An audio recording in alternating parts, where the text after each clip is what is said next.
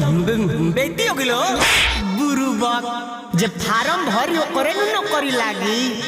madam बोलबो ढेर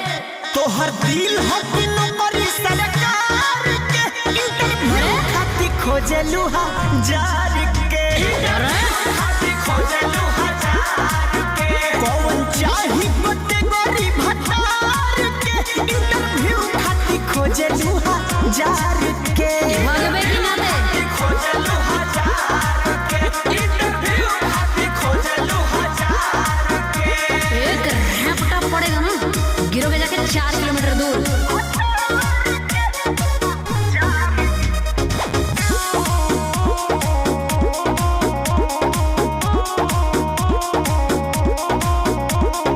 बढ़ी बढ़ी बोलल ठीक नहीं खे दिल्ली बाबू न जदीक नहीं खे न जदीक नहीं खे जब हम चलती त पहिले ले देती परीक्षा सना एक बेरी हमरो पुराई दे तू दिलवा के इच्छा सना अरे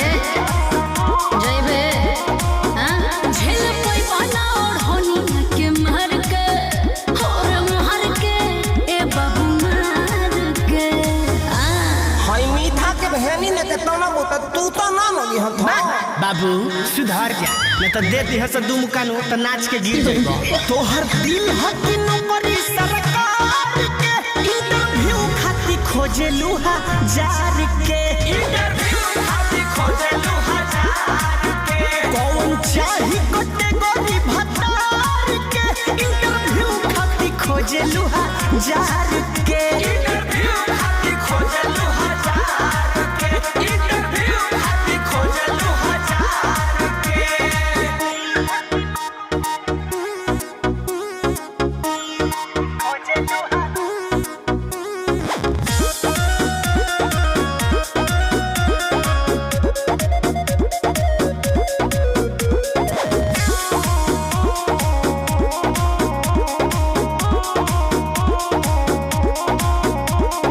फल बर मसिया न पहची हो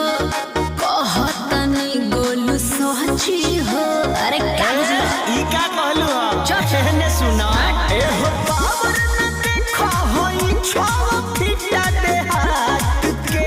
खिला जब दुल्हा पाती सूती कुरवा में जोत के अरे सुनते सुन पीछा पड़ा सोनू सोरगम बेकार के अरे जो